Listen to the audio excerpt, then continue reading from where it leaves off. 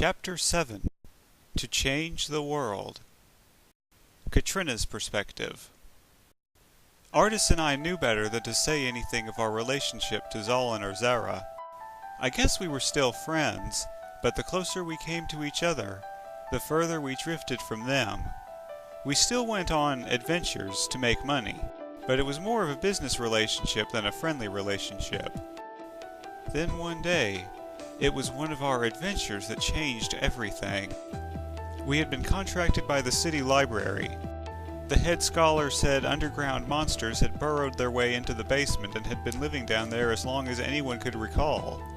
The monsters were so fearsome that no one had been brave enough to go deal with them. I can only imagine what lost knowledge waits to be rediscovered down there, the scholar said. This was definitely the most dangerous job we had ever undertaken. But with our combat skills and Zara and Zolin's magic, the monsters weren't too much for us to handle. While we were down there, I caught a glimpse of a certain book. The moment I laid eyes on it, I was drawn to it. I didn't know why, but I thought it might be a good idea to stash it away and take it with me. Its title was The Legend of the Source. Anyway, after we finished the job, the head scholar gave us a rather nice reward in money, and an artifact as well. When I was younger, he said, I was a war mage in the Potestan army. I enchanted these two pieces of cloth. If two people are wearing them around their foreheads and aren't too far away from each other, they will be able to hear each other's thoughts. Oh, cool! Zara said. I wonder why I never thought of trying something like this. After we were done with our adventure, I devoted all of my spare time to studying that book. It talked about a source of magic, the very thing from which magic emanates, and the reason why there is magic in the world. It talked about a race of green-haired people who were devoted to protecting the source. It said that if any single person was ever able to claim the source for themselves, they would be able to control all the magic in the world. This was it. If we could get a hold of this artifact, we could be strong enough to do anything, and Artis and I could finally realize our dreams. There was just one problem. The book said nothing about where to find the source. It said the ones who guarded it were a secretive people and had fled the world itself, taking the source with them, when they thought it was in danger. I had no idea where the source was or how we could get to it. It had to be out there somewhere, but who would know where? What green-haired people did I know? I decided I needed to officially patch things up with Zolin. I told him, I'm sorry for the way I've been acting, and I'd like it if we could still be friends. Just friends? Zolin asked, sounding disappointed. For now, I said with a smile. I knew there was never going to be anything between us again, but I also knew the last thing we needed right now was to push Zolin away. So Artis and I became close to Zolin and Zara again. I thought about telling them what we knew about the source and seeing if they wanted to help us accomplish our goal. I really didn't want to be deceitful with my friends, but I knew what happened last time I tried opening up to Zolin about my true feelings. They just didn't want the same things we wanted. If we were open to them with our intentions, then that would push them away again, and we'd lose any chance of ever finding the source. We had to just bide our time, wait for the right opportunity to arise, and make sure Zara and Zolin knew as little as possible. Sometime after that, Zolin and Zara came to us saying they had a vision of someone calling them, and they felt compelled to follow the call. They asked us if we wanted to come along. I didn't know exactly what was going on here, but I had a feeling it had something to do with the source. They were the only green-haired people we knew in the entire world, and both of them had the same vision. This was no coincidence. This was our chance. If we went with them, they could lead us right to the source. Of course we wanted to go along, but I knew Artis and I needed to plan our next move first, so I told them we needed to think about it. We're in a very risky situation right now, I told Artis when we were alone. We need them to lead us to the source, but at the same time, we need to avoid doing anything that might make them suspicious of our true intentions. There's probably more going on here than we know about. I'm sure whoever was talking to Zolin and Zara in their vision knows more than we do. We need to prepare ourselves and be ready for any situation that might come up. This is why I think I should go with them, by myself, while you follow closely behind our trail. We'll use those headbands the scholar gave us to keep in contact, and if there's anything that needs to be taken care of delicately, you can take care of it behind the scenes. If we were both traveling with them and something important came up and one of us went off to take care of it, our absence might make them suspicious. I think I understand, Artis said.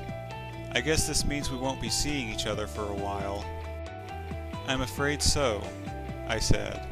But don't worry, we'll use the headbands to keep in touch with each other. Ketty, Artis said. Then, he kissed me. The kiss became a touch, and a touch became sweet lovemaking. We both knew it would be a long time before we would see each other again, and we wanted to make the most of what time we had. As planned, I set out with Zara and Zolin on their journey while Artis secretly followed some ways behind us. Sometime into our journey, we were attacked by these mysterious people in dark cloaks, and none of us had any idea where they came from or what they wanted. At first. I thought to myself long and hard about what had happened. Something that didn't make any sense to me was how suddenly they disappeared. They weren't having any trouble fighting us, more like the other way around, yet they just ran away. Then I remembered something. Right before they ran, one of the figures got a good look at Zara's face. Before seeing her face, they had been determined to kill us, but when they knew who they were fighting, suddenly they didn't want to fight anymore. I didn't know who was under those hoods, but I was starting to get a feeling it might be more green-haired people, maybe even someone that had known Zara and Zolin back when they lived wherever the green-haired people lived. I also distinctly remembered one of them mentioning the source. This wasn't good. They knew what we were up to and were determined to stop us. If they had a chance to talk to Zolin and Zara, they would expose everything. Our plans would be ruined. Zara and Zolin had already determined they wanted to try talking to the hooded people if they ever saw them again, rather than fight. What could we do that would fill them with such a strong hatred for those people that they would irrationally attack them if we ever crossed paths again? After thinking about it for a while, I got an idea. A horrible idea. An idea that filled me with guilt the moment I thought of it. When Zolin and Zara had fallen asleep, I got my headband and used it to contact Artis. First, I told him about our situation. I think I know how we can handle this, I said to him telepathically, but you're going to have to listen to me very carefully and promise you'll do whatever I say. Anything, my love, Artis replied. First, I need you to disguise yourself to look like one of the dark-cloaked people. Try shopping around a village to see if they have any dark cloaks. I'm sure there'll be plenty. Next, I'll find a way to get Zara alone and then contact you. When I give the signal, I need you, in your disguise, to kill Zara. Zolin may think he's learned how to think before he acts, but he's just as thick-headed and irrational as ever. If he thinks one of the dark-cloaked people has killed Zara, he will hunt them down and kill them for us. After you've killed her, get a safe distance away, but somewhere where Zolin would still be able to see you, and contact me. I'll bring him to the location. He'll see a dark-cloaked person near Zara's dead body, and everything will work itself out from there. Just make sure to get out of there as soon as Zolin sees you. We can't have him catching you, or that would ruin everything. Are you sure about this? Artis asked uncertainly. Yes, I said. Believe me, I never wanted things to come to this, but I think we both knew from the beginning that things would probably turn out this way. The entire race of green-haired people is devoted to protecting the source. Even though Zolin and Zara are our friends, I don't think they ever would have just let us take it. Won't you do it for me, darling? "All right," Artis said. Even though he never put that much emotion into his voice, I could hear a hint of sorrow in his tone. We knew what we had to do. It was all a matter of finding a way to get Zara alone. One evening, while we were setting up camp, Zara came to me and said, "Hey, we're near a lake, right? I think I'm going to go bathe in it. It's been ages since my last bath, and I don't want to knock you guys out with my stink. Want to join me?" Perfect. I was tempted by her offer. I really needed a good soak to calm my nerves, but I couldn't pass up this chance to get Zara alone. I didn't know when we'd have another opportunity. "Thanks for the offer," I said, "but I'm tired after a long day of journeying. I think I'm just going to get some sleep." "Suit yourself," Zara said, "but if we smell something really terrible tomorrow, I think we'll all know who it is." She giggled as she went off toward the lake. When she was out of sight, I got my headband and held it up to my forehead. "Now's our chance," I said to Artis. "Zara has gone to bathe in a nearby lake.